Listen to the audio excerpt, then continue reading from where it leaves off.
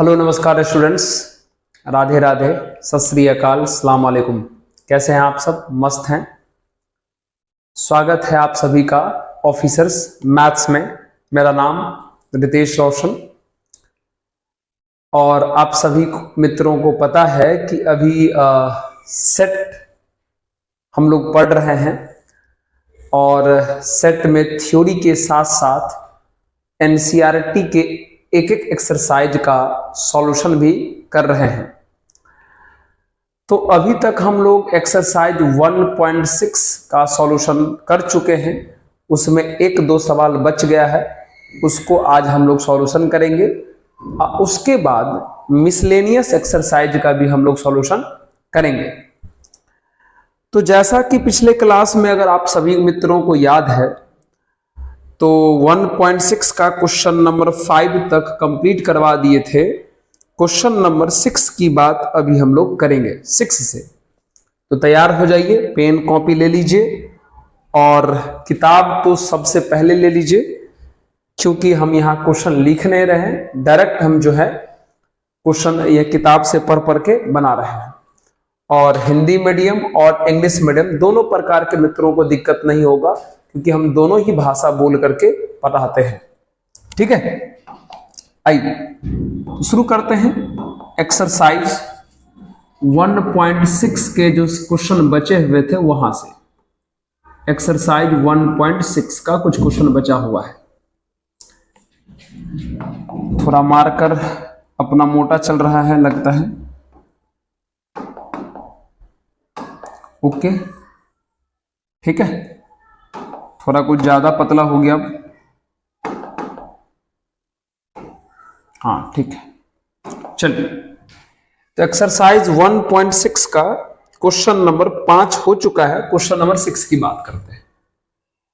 तो 6 में क्या है? डेटा गिवेन देख लेते। गिवेन क्या दिया हुआ है? कहता है इन अ ग्रुप 70 पीपल, कहता है किसी समूह में 70 लोग हैं। 37 लाइक कॉफी, कॉफी को पसंद करने वाले लोग 37 हैं। तो चलो कॉफी को हम सी से लिख देते हैं। तो कॉफी को पसंद करने वाले कितने लोग हैं? 37, है ना। चलिए, उसके बाद 52 लाइक टी, और इसमें जो 52 लोग हैं वो चाय पीना पसंद करते हैं। जो 52 लोग हैं वो चाय पीना पसंद करते हैं। ओके, उसके बाद and each person like at least one of the two drink. उसके बाद कह रहा है कि 70 लोग जो आपके पास है, उस 70 लोगों में से हर एक व्यक्ति कुछ न कुछ जरूर पी रहा है। 70 में से सभी व्यक्ति या तो कॉफी पी रहा होगा, या तो चाय पी रहा होगा, या दोनों पी रहा होगा। मतलब 70 में से ऐसा कोई व्यक्ति नहीं है जो कॉफी और चाय कुछ नहीं पीता है, कुछ न कुछ जरूर पीता है। इसका मतलब आप कह सकते हैं कि कॉफी यूनियन चाय, कॉफी यूनियन टी का जो नंबर है वो टोटल 70 है। दोनों मिला कितने लोग हैं? 70 लोग हैं।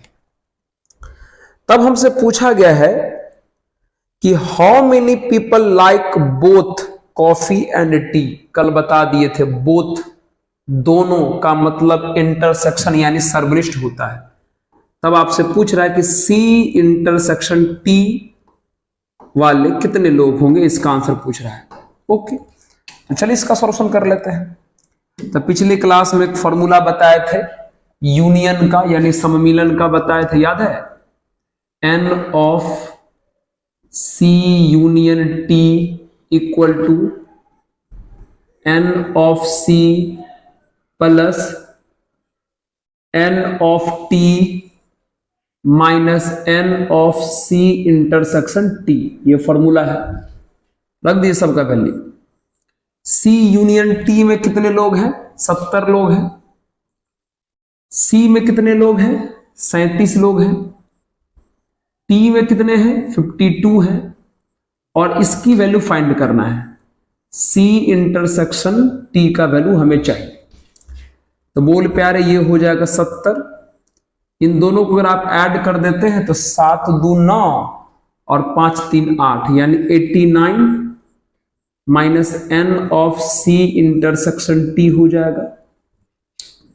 चलिए ये माइनस में इधर आया तो प्लस में, तो N of C intersection T equal to 89। ये माइनस प्लस में उधर गया तो माइनस में 70। तो therefore N of C intersection T equal to 19 answer हो गया। ये इस क्वेश्चन का जो आंसर है वो 19 हो गया। बताइए वीडियो अच्छे से चल रहा है क्या? हाँ चलिए बहुत बढ़िया चल रहा है सर।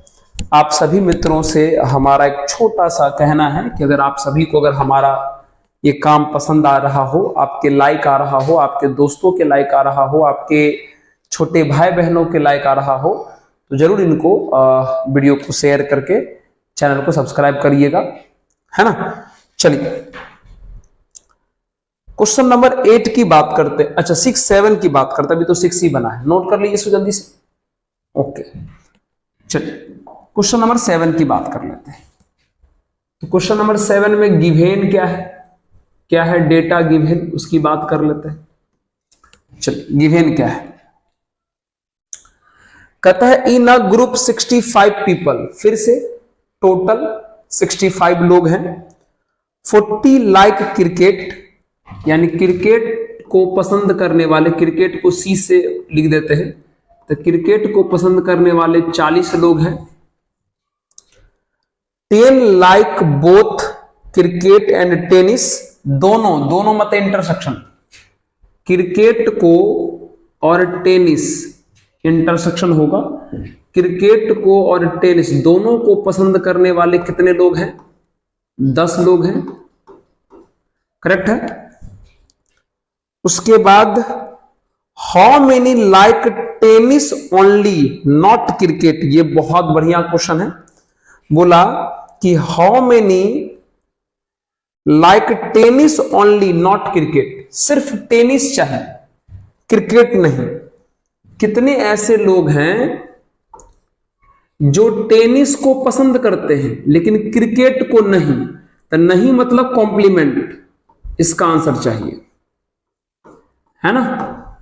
मतलब टेनिस को पसंद करते हैं लेकिन क्रिकेट को नहीं, तो आप इसको ऐसे भी लिख सकते हैं, इसको लिख सकते हैं नंबर ऑफ टेनिस ओनली, सिर्फ टेनिस को पसंद करने वाले कितने लोग हैं, इसका आंसर चाहिए। और एक और क्वेश्चन पूछा हाउ मेनी लाइक टेनिस, और टेनिस को पसंद करने वाले कितने लोग हैं, नंबर ऑफ टेनिस। दोनों में अंतर है, दोनों में प्यारे अंतर है। केवल टेनिस को पसंद करने वाला और टेनिस को पसंद करने वाला, दोनों में अंतर है। इसमें है सिर्फ टेनिस वाला चाहिए, इसमें क्रिकेट वाला भी हो सकता है, इन दोनों का आंसर अलग अलग होगा। टेनिस ओनली का मतलब और टेनिस का मतलब फर्क है। इसमें सिर्फ टेनिस वाला चाहिए, क्रिकेट वाला नहीं चाहिए। इसमें टेनिस वाला चाहिए मतलब क्रिकेट वाला भी आ सकता है। एक डेटा और हमारे पास दिया है, टोटल हमारे पास कितने लोग हैं, टोटल का मतलब हुआ यूनियन यानी सम्मिलन। तो क्रिकेट और टेनिस का जो यूनियन है वो कितने लोग हैं हमारे पास, 65 है, 65 लोग हैं। आइए तो शुरू करते हैं हम अपना काम।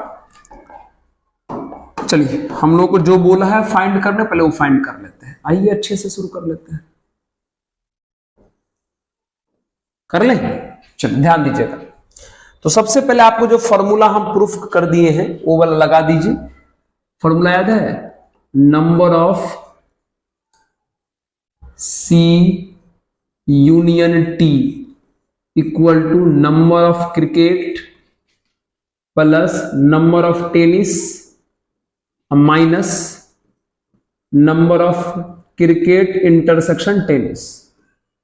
ठीक है, ये फॉर्मूला होता है। चलिए यूनियन का कितना दिया वैल्यू, 65। क्रिकेट वाले कितने हैं, क्रिकेट वाले 40 हैं।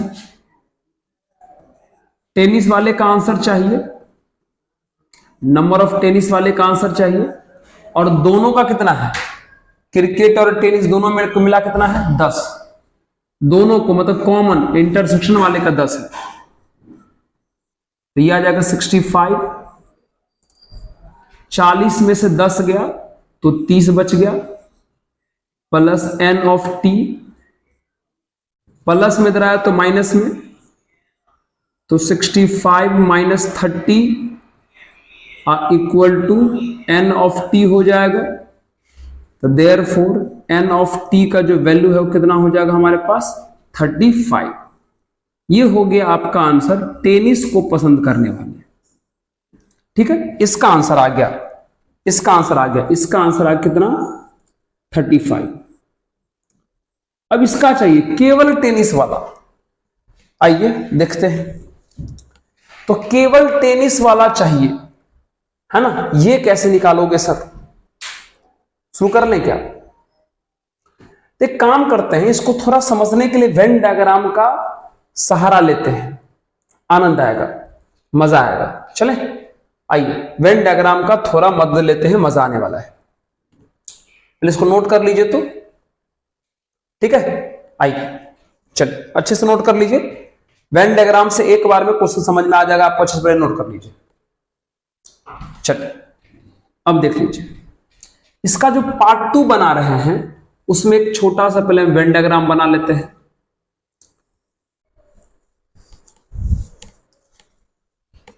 आइए मित्र, एक बीच में छोटा सा डिस्टरबेंस, और डिस्टरबेंस क्या है? लाइट। आज छोटी सी लाइट कट गई। छोटी सी क्या होता है सर? तो अभी आपने क्वेश्चन नंबर 7 का एक पार्ट देख लिया, अब केवल टेनिस वाला हमें चाहिए। तो आइए केवल टेनिस वाला अगर बनाना है तो हमें वेन डायग्राम बना लेना चाहिए। आइए थोड़ा मजा आएगा वेन डायग्राम से, ध्यान दीजिएगा अच्छे से, मजा आने वाला है, ध्यान दीजिएगा, वेन डायग्राम से मजा आने वाला है। यहां 2 चीजों का चर्चा है, क्रिकेट और टेनिस का, मतलब 2 सेट हुआ तो अंदर में 2 सर्कल बना लेते हैं, एक क्रिकेट वाला बना लेते हैं और एक टेनिस वाला बना लेते हैं। चलिए इसको आप क्रिकेट मान लो, इसको आप टेनिस मान लो, ठीक है। चलिए इस जगह में टोटल एलिमेंट यानी अवयव x ले लो, इसमें टोटल y ले लो, इसमें टोटल z ले लो। अब डेटा लिखिए, अगर आपको डेटा याद है तो बताइए C में कितने लोग हैं? C में है 40, है ना, ध्यान देना, C मतलब क्रिकेट, तो क्रिकेट वाले कितने लोग हैं? 40। अब यहां बताओ तो क्रिकेट वाले कितने लोग हैं? यहां बताओ कितने हैं क्रिकेट वाले? तो कहोगे सर क्रिकेट वाला x और z दोनों हैं, यानी x plus z equal to 40 हो जाएगा। उसके बाद अगला डेटा दिया है आपके पास क्वेश्चन में, क्रिकेट और इंटरसेक्शन टेनिस, ये दोनों मिला के 10 दिया है। सोच के बताओ, दोनों मिला के मतलब दोनों का कॉमन, तो सोच के बताओ ये है क्रिकेट वाला और ये है टेनिस वाला, तो दोनों में कॉमन क्या है? सर z है, इसका मतलब z का वैल्यू 10 हो गया। उसके बाद टोटल व्यक्ति मतलब क्रिकेट यूनियन टेनिस, टोटल कितना दिया है? 65। तो बताइए यूनियन कैसे लिखोगे? सी वाले को भी और टी वाले को भी लिखेंगे, बस रिपीट नहीं होने देंगे। तो सी वाले को और टी वाले को लिखोगे और रिपीट नहीं होने दोगे तो क्या बन जाएगा? सर बन जाएगा x plus Z plus Y equal to 65 हो जाएगा। करेक्ट है मित्र? आपको आंसर किसका चाहिए? आपको आंसर चाहिए टेनिस ओनली का, टेनिस ओनली, सिर्फ टेनिस वाला। तो थोड़ा वेन डायग्राम पर ध्यान दो, तो सिर्फ टेनिस वाला कौन है? ये है टेनिस वाला सर्कल। तो इस सर्कल को थोड़ा गौर से देखो तो सिर्फ टेनिस कौन खेल रहा है? वाई। लेकिन वाई और जेड देखोगे तो टेनिस और क्रिकेट दोनों हो जाएगा। हमको सिर्फ टेनिस चाहिए, तो सिर्फ टेनिस वाले कितने लोग हैं? वाई, मतलब हमें वाई का आंसर चाहिए, वही हमारा आंसर हो जाएगा। तो निकालो तो वाई का आंसर, और निकालो वाई का आंसर। कैसे निकालोगे? देखो एक बात बताइए, जेड का वैल्यू कितना है? 10, अगर यहां z का वैल्यू रख दोगे तो x प्लस 10 इक्वल टू हो जाएगा 40, यानी सिंपल है, आप यहां से x का वैल्यू क्या बोल सकते हो 30।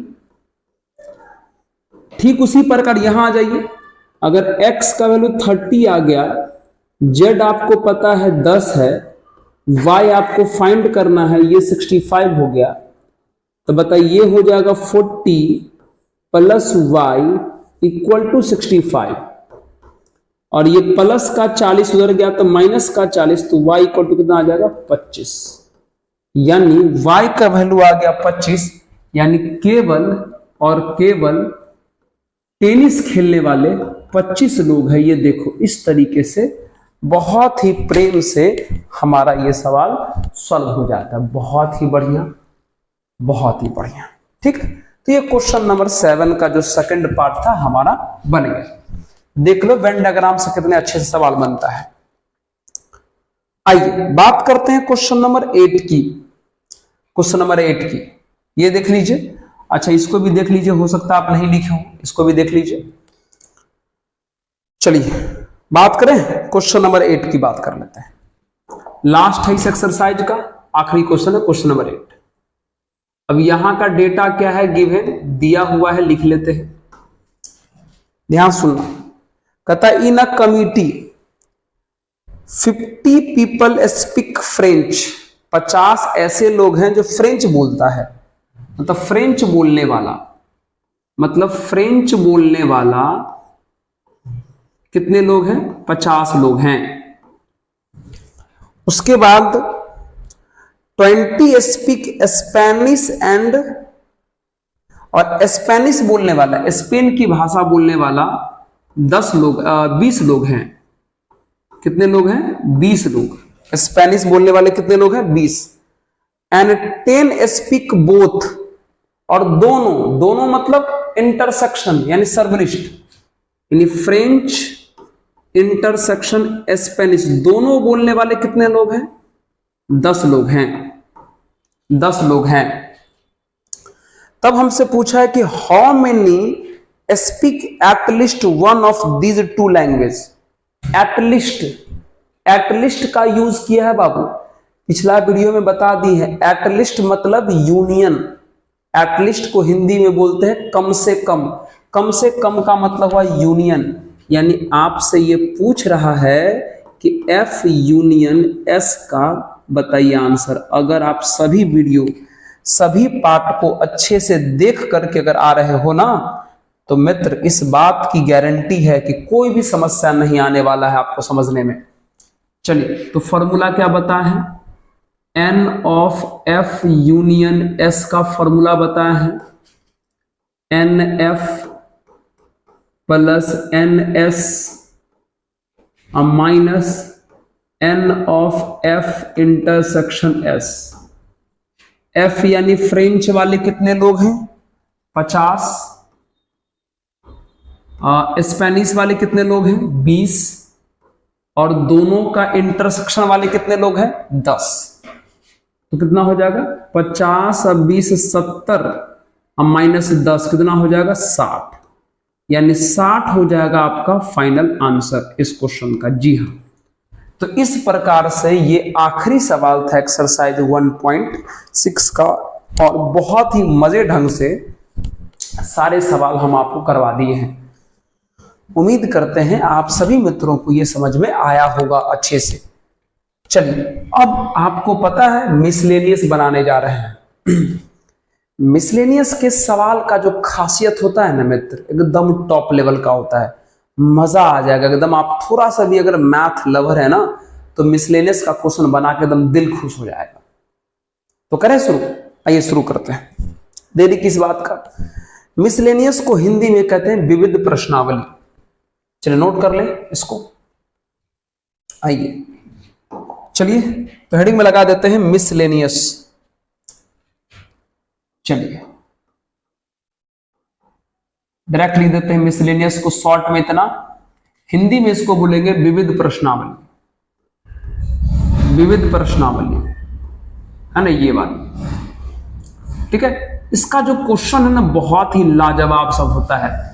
एकदम मजा आने वाला, बस आपको थोड़ा सा ना ध्यान देना पड़ेगा अच्छे से, ठीक है। ओके चलते हैं सर, आ जाइए एक्सरसाइज के ऊपर। टोटल 15 से 16 सवाल है, हो जाएगा आराम से। चलिए आइए सबसे पहला क्वेश्चन पर बात करते हैं। सबसे पहला क्वेश्चन, थोड़ा सा ये वाला क्यों मोटा लिखा रहा भाई, तुम क्यों नाराज चल रहे हो?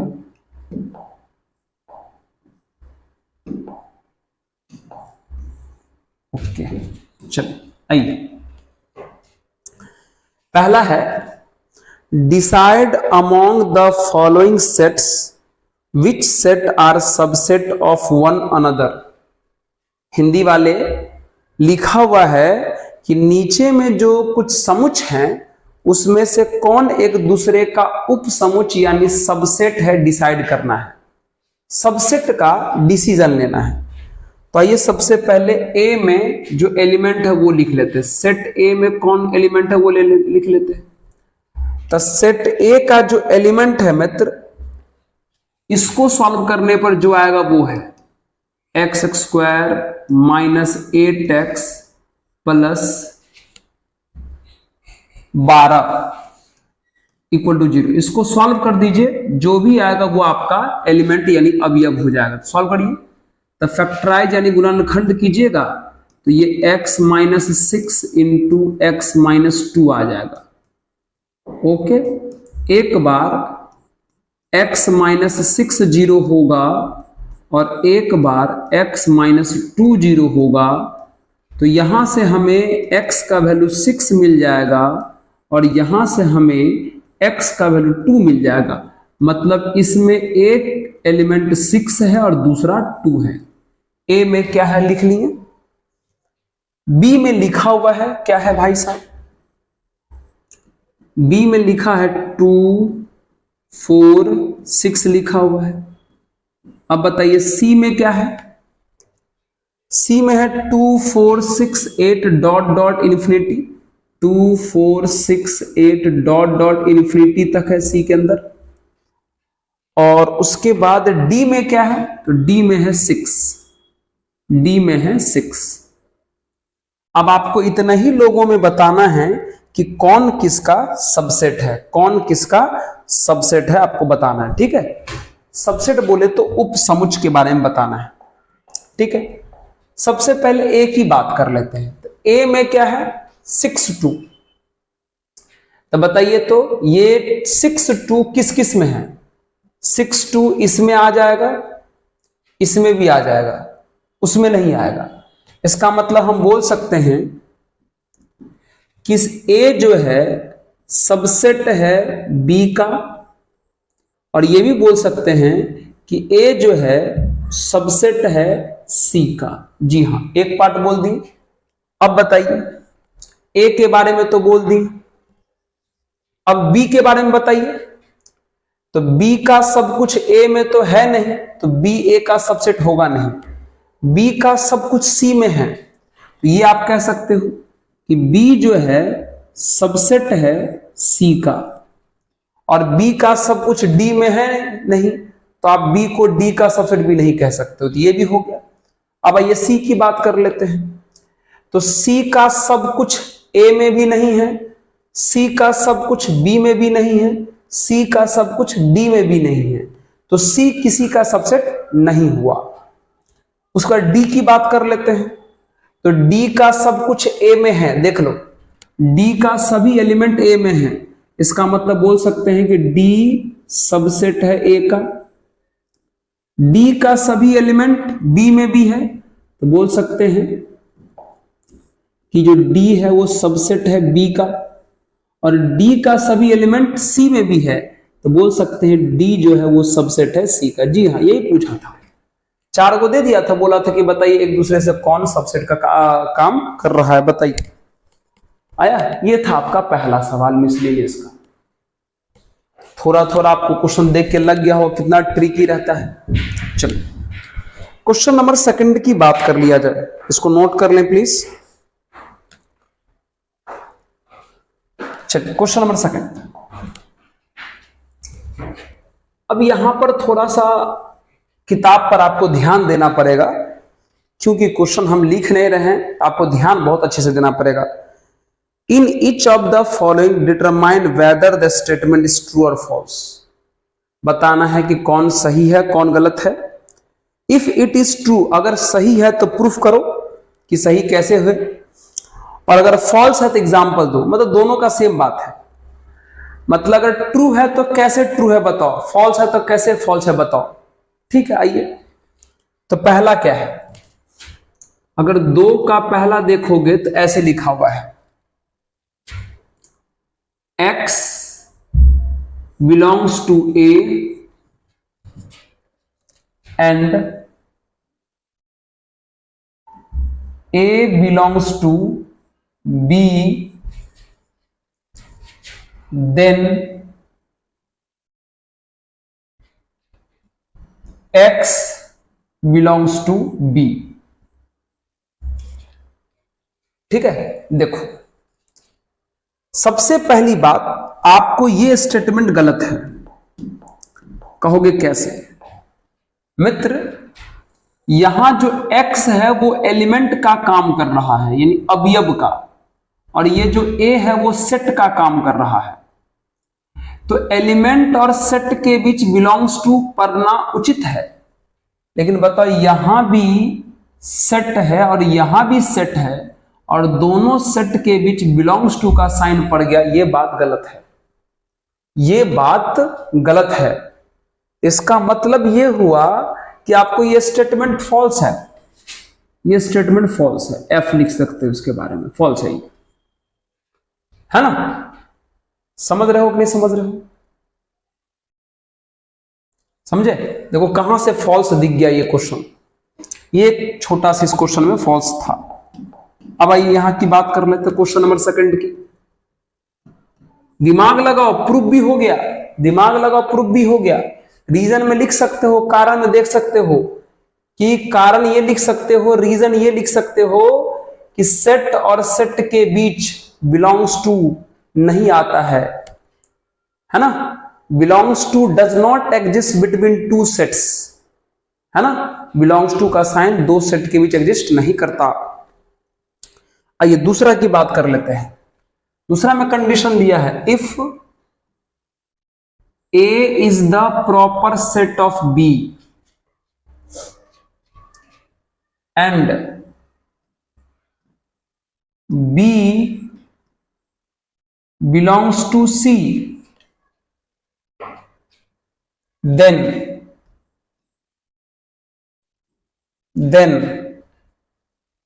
A belongs to C। ये बताना है ट्रू है कि फॉल्स है। ठीक है, फिर से यहां पर जो कुछ हमारे मित्र हैं, आप समझिए, इसको समझिए। इसका मतलब क्या हुआ? ए प्रॉपर सबसेट है बी का, मतलब ए का सब कुछ बी में है, ए का सब कुछ बी में है। और अगर थोड़ी देर के लिए देखिए, फिर कहोगे कुछ लोग कि सर यहां फिर से बिलोंग्स टू आ गया, तो आप ये कह के निकल जाओगे कि फिर से सेट और सेट के बीच बिलोंग्स टू नहीं पड़ता है। देखो हर एक चीज का तोड़ है।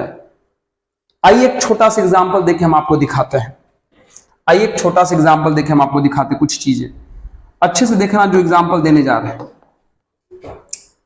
मान लीजिए हम ए के जगह पर 1 2 ले लेते हैं, ठीक है, और बी के जगह पे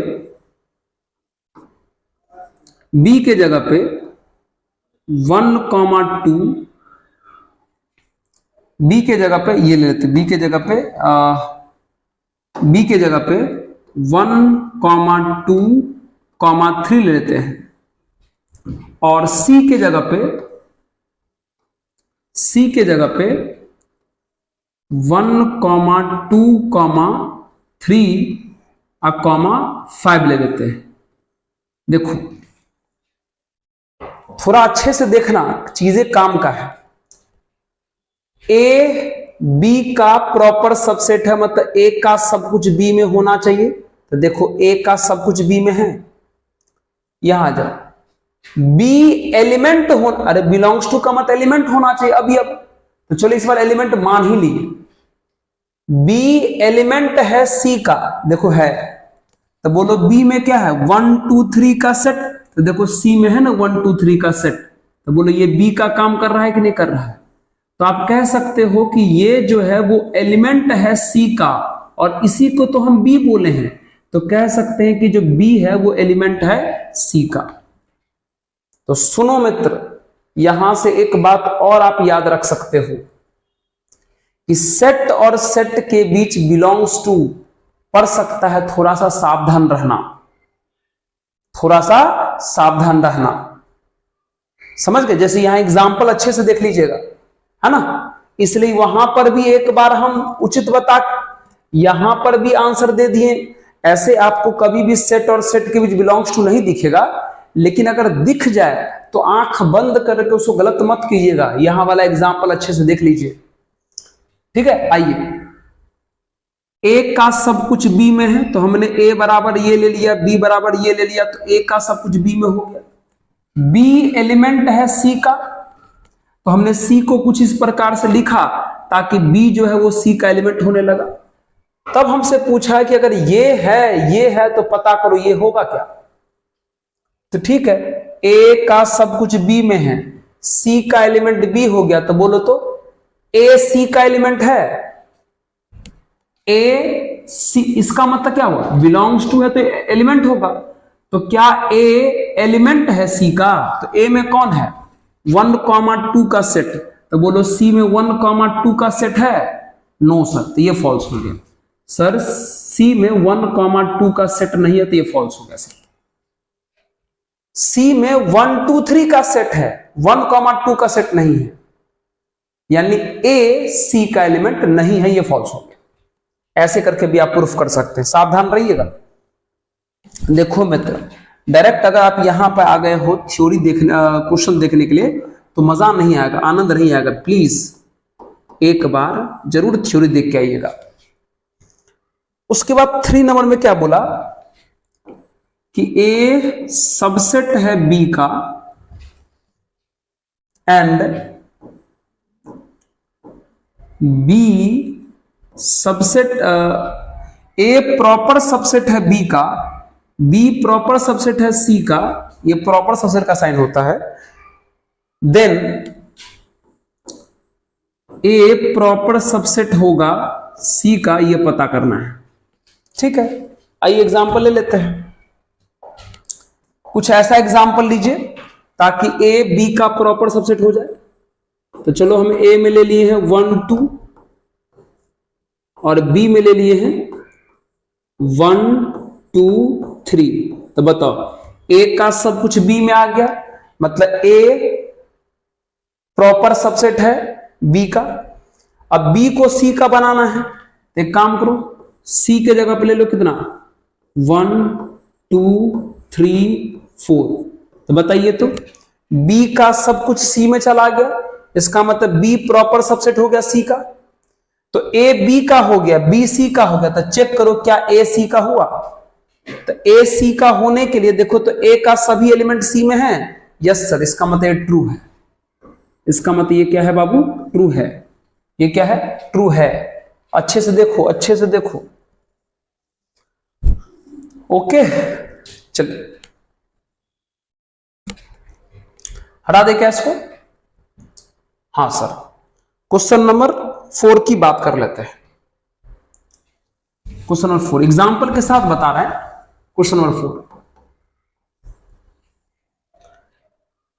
अच्छा वीडियो चल रहा है क्या अच्छे से, कि फिर बंद हो गया? नो सर, चल रहा है। आइए, क्वेश्चन नंबर 4 में बोला है कि ए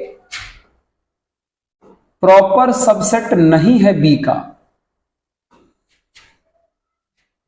बी प्रॉपर सबसेट नहीं है सी का,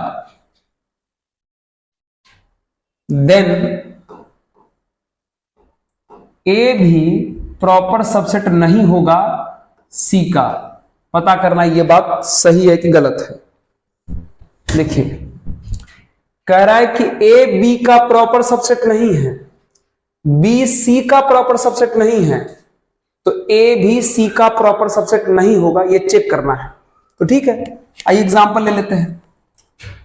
चलो ए के जगह पे ले लो क्या, आइए ए के जगह पे ले लेते हैं हम लोग 1 2, ठीक है, और बी के जगह पे ले लेते हैं 1 3 5। देख लीजिए ए का सब कुछ बी में नहीं है, इसका मतलब ए बी का प्रॉपर सबसेट नहीं है, ये वाला ट्रू करा दिए। अब इसको चेक करो, बी सी का नहीं है तो सी में ले लो क्या, सी में ले लेते कितना 1 2 3 6 8। अब बताओ बी का सब कुछ सी में है क्या, नो सर, बी का सब कुछ सी में नहीं है, इसका मतलब बी जो है वो सी का प्रॉपर सबसेट नहीं है। तो सोचो ए बी का नहीं है, बी सी का नहीं है, लेकिन क्या ए सी का है, यस सर, देख लो ए का सब कुछ सी में है। इसका यह मतलब हुआ कि अगर ए बी का प्रॉपर सबसेट नहीं है और बी सी का प्रॉपर सबसेट नहीं है तो ये कोई जरूरी नहीं है कि ए सी का प्रॉपर सबसेट नहीं होगा। ये बात फॉल्स है, ये बात फॉल्स है, ये बात फॉल्स है। समझ में आ गया? चलिए क्वेश्चन नंबर 5 की बात कर लेते हैं। 5 में कह रहा है एक्स एलिमेंट है ए का, बिलोंग्स टू पढ़ा है इसलिए बोल रहे हैं, और ए जो है वो प्रॉपर सबसेट नहीं है बी का, तब बताना है कि x एलिमेंट होगा b का, ये सही है गलत है। सुनिएगा अच्छे से, x a का एलिमेंट है और a b का प्रॉपर सबसेट नहीं है, इसका क्या मतलब हुआ? ये तो कॉमन सेंस की बात है। इसका मतलब हुआ a का सब कुछ b में नहीं है। सोच के देखो, अगर a का सब कुछ b में नहीं है और a में x है तो क्या x b में होगा? बिल्कुल नहीं होगा। मित्र ध्यान से सुनना, यहां जो एलिमेंट है और ऐसे करके लिख लेते हैं, सेट ए इक्वल टू लिख लेते हैं एक्स वाई जेड। देख लो ए में एक्स है, बी क्या ले करते हैं, और यहां क्या बोला कि ए जो है वो प्रॉपर सबसेट नहीं है बी का, मतलब ए का सब कुछ बी में नहीं है। तो अगर ए का सब कुछ बी में नहीं है तो बी को ऐसे लिख लो, तो वाई जेड पी क्यू। देखो तो ए का सब कुछ बी में है, नो सर, इसका मतलब ए बी का प्रॉपर सबसेट नहीं है। तो सोच के बताइए, अगर एक्स ए में है, ए बी का प्रॉपर सबसेट नहीं है, तो क्या एक्स बी में है? सर बिल्कुल नहीं है। एक्स बी में हो भी सकता है, नहीं भी हो सकता है। क्यों? क्योंकि कोई लड़का एग्जाम्पल ऐसे भी ले सकता है बी का, कोई लड़का बी का एग्जाम्पल ऐसे भी ले सकता है, एक्स ले लेगा, वाई ले लेगा, पी ले लेगा और क्यू ले लेगा। देख लो, ए बी का प्रॉपर सबसेट नहीं है, यह भी सही है, ए बी का प्रॉपर सबसेट नहीं है, यह भी सही है। यानी एक्स जो एलिमेंट है वो बी में आ भी सकता है, नहीं भी आ सकता है।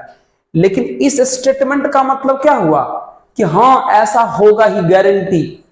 मतलब अगर एक्स ए में है और ए बी का प्रॉपर सबसेट नहीं है तो कह रहा है कि गारंटी है कि एक्स बी में होगा। यह बात गलत है, हो भी सकता है और नहीं भी हो सकता। तो यह बात फॉल्स है, यह बात फॉल्स है, यह बात फॉल्स है। समझ रहे हैं? चलो क्वेश्चन नंबर 6 की बात करते हैं।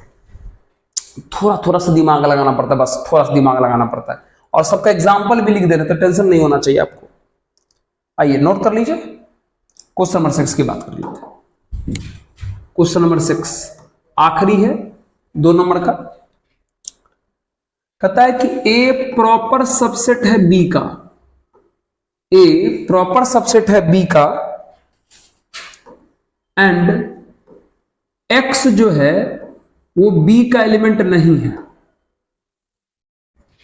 तब एक्स ए का भी एलिमेंट नहीं होगा, ऐसा पूछ रहा है।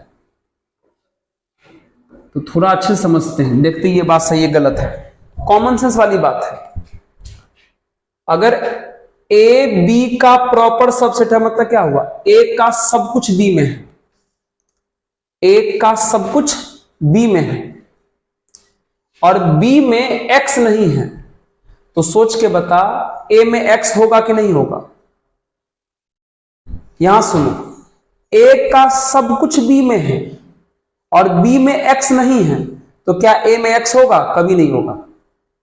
ए का सब कुछ बी में है, ध्यान दो, ए का सब कुछ बी में है और बी में एक्स नहीं है, तो क्या ए में एक्स होगा, बिल्कुल नहीं होगा। मित्र एग्जाम्पल अगर लोगे तो ए का सब कुछ बी में है, अगर ए में अगर हम 1 2 ले लेंगे तो बी में क्या लेना पड़ेगा, 1 2 3 4 ऐसा ले लिए। देख लो ए का सब कुछ बी में है और एक ऐसा चीज है जो बी में नहीं है, जैसे मान लो इसमें 5 है, बोल सकते हैं कि सर बी में 5 नहीं है, 5 नॉट बिलोंग्स टू बी। देख लो ए का सब कुछ बी में है और बी में 5 नहीं है, तो बताओ क्या 5 ए में है, नो सर, मतलब ये ट्रू है। मतलब अगर ए का सब कुछ बी में होगा और अगर कोई एलिमेंट बी में नहीं है तो ए में भी नहीं होगा, इसका मतलब ये ट्रू है, ये ट्रू है। ध्यान सुनना, ए का सब कुछ बी में है और अगर कोई एलिमेंट बी में नहीं है तो ए में भी नहीं होगा, ये बात गारंटी है, ये बात ट्रू है। देख लो एग्जांपल, समझ गए। तो ये था क्वेश्चन नंबर 2 का सेकंड जो बन गया। ओके चलिए, अब आपको मजा आने वाला है, तैयार हो जाइए, अच्छे से दम कमर कस लीजिए, है ना। चलिए तैयार हो जाइए, क्वेश्चन नंबर 3 की बात करते हैं। चलिए क्वेश्चन नंबर 3 बहुत ही आनंद वाला क्वेश्चन है। क्वेश्चन नंबर 3 मिसलेनियस है मित्र, अगर आप संभाल लोगे ना मिसलेनियस तो बड़े बड़े एग्जाम बढ़िया से कर लोगे क्रैक। क्वेश्चन में कह रहा है कि let A B C be the sets, A B C 3 गो समुच है और डेटा क्या है, देखो गिवन है हमारे पास, मतलब दिया हुआ क्या क्या है, दिया हुआ है ए यूनियन बी बराबर ए यूनियन सी दिया हुआ है और दूसरा डेटा है ए इंटरसेक्शन बी बराबर ए इंटरसेक्शन सी दिया हुआ है। तो प्रूफ करना है, प्रूफ दैट, मतलब सिद्ध करना है कि बी बराबर सी, ये प्रूफ करना है। ये दोनों डेटा दिया है और ये हमको सिद्ध करना है। ओके चलिए ये सिद्ध करते हैं, बहुत ही बढ़िया सवाल है, मन लगेगा, इधर बोर्ड पर ध्यान देना। आइए इसको हम मान लेते हैं इक्वेशन फर्स्ट, इसको हम मान लेते हैं इक्वेशन सेकंड। कोई हड़बड़ी नहीं है, हमको आराम से समझिए, बस वही बहुत बड़ी बात है। चलिए सॉल्व करें, चलो फ्रॉम फर्स्ट को लेके बढ़ते हैं। फ्रॉम फर्स्ट, तो फर्स्ट में क्या लिखा हुआ है, A union B equal to A union C. अब एक काम कीजिए, दोनों तरफ सी से इंटरसेक्शन करा दीजिए। ध्यान से सुनो ना, लिख नहीं रहे, सुनो कान से, दोनों तरफ सी से इंटरसेक्शन करवा दो, सी से इंटरसेक्शन करवा दो, इंटरसेक्शन मतलब सर्वनिष्ठ करवा दो सी से। तो ए यूनियन बी पहले से है, सी से इंटरसेक्शन इधर भी करा दिए, ए यूनियन सी पहले से है और सी से इंटरसेक्शन करवा दिए। देख लो, सी से इंटरसेक्शन इधर भी करवा दिए, इधर भी करा दिए। अब ब्रैकेट खोल दो। ब्रैकेट कैसे खोलोगे, जैसे मल्टीप्लाई वाला खोलते हो, तो ए को सी से लोगे तो ए इंटरसेक्शन सी आ जाएगा, फिर बीच में यूनियन है, फिर बी को सी से लोगे तो बी इंटरसेक्शन सी आ जाएगा इक्वल टू, फिर यहां ए को इससे खोलोगे तो ए इंटरसेक्शन सी आ जाएगा, फिर बीच में यूनियन है, फिर सी को सी इंटरसेक्शन सी आ जाएगा। ध्यान से देना, ये है बाबू ए इंटरसेक्शन सी यूनियन, ये है B intersection C equal to, ये है A intersection C union.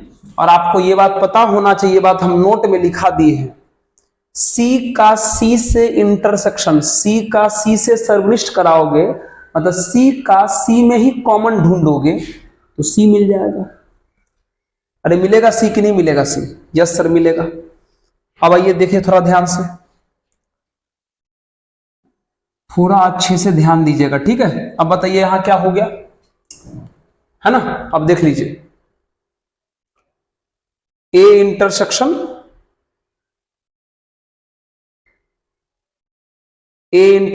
C union B intersection C हो गया बराबर ए इंटरसेक्शन सी को इतना हो गया, ठीक है। तो यहां से ए इंटरसेक्शन सी का वैल्यू रख सकते हैं क्या? हमको B equal to C proof करना है। क्वेश्चन सही लिख दिए है ना? हाँ क्वेश्चन तो बिल्कुल सही लिखे हो सब। ओके, तो यहां पर थोड़ा सोच लेते हैं, A इंटरसेक्शन C है यहां पर B इंटरसेक्शन C है, वैल्यू नहीं दिया होगा। अच्छा रहने दीजिए, कोई बात नहीं, रहने देते इसको, अच्छे से रहने देते हैं। ध्यान देना, यहां बाबू तैयार हो जाए इधर, ये वाला लिख लो जैसे का तैसे। क्या लिखा है? ए इंटरसेक्शन सी, तैयार हो जाओ, union B intersection C equal to, थोड़ा तैयार हो जाओ।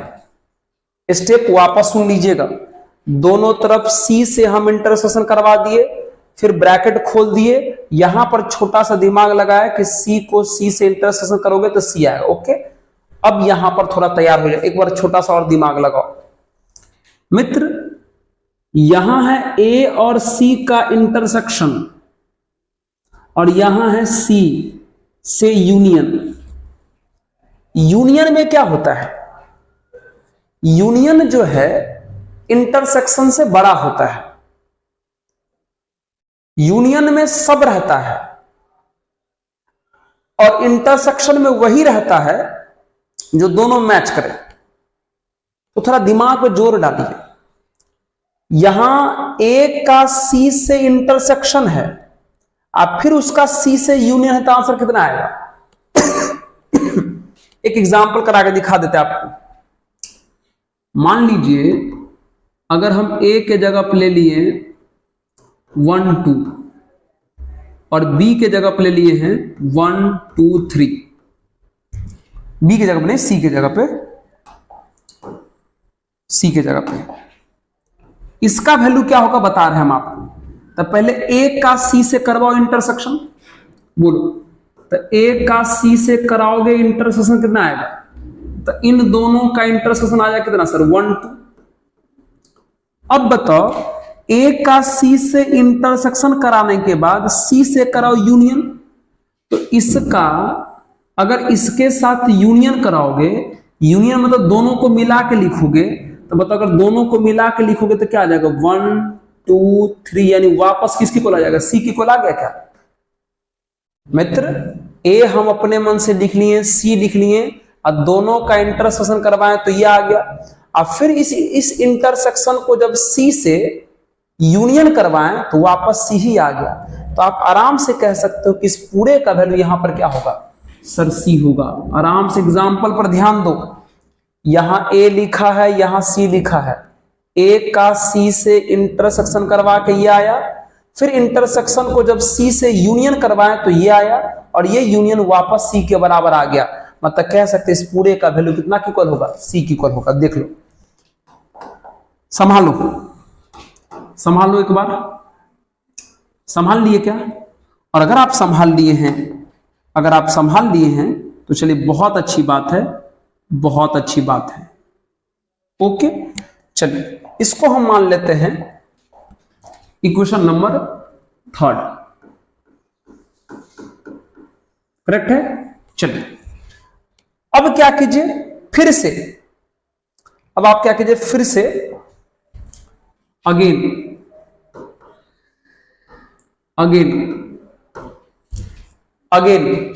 आप इस सेकंड वाले को लेकर बढ़िए, सॉरी फर्स्ट वाले को, अगेन फर्स्ट वाले को लेकर बढ़िए।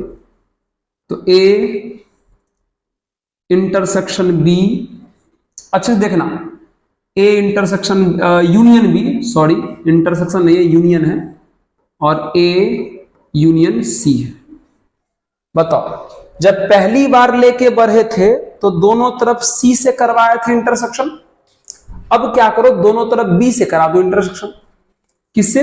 बी से, दोनों तरफ बी से इंटरसेक्शन कराओ। तो A union B intersection B, sorry intersection B, इधर भी वही करा दो, A union C intersection B. पहली बार सी से करवाए थे, अब बी से करवा रहे हैं। अब इसका ब्रैकेट खोल दीजिए तो ए का बी से कराओगे तो कितना हो जाएगा, ये ए इंटरसेक्शन बी हो जाएगा। अरे कैसे ब्रैकेट वाला मल्टीप्लाई करते हो, ऐसे करते हैं। तो ए का बी से किया आ जाएगा, फिर बीच में यूनियन है, फिर बी का बी से करेंगे तो ये आ जाएगा।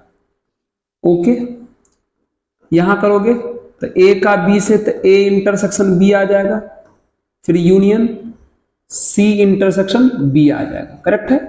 चलो आपको पता होना चाहिए ये है A intersection B union B intersection B का वैल्यू फिर से पिछला वाला की तरफ बी आ जाएगा, है ना।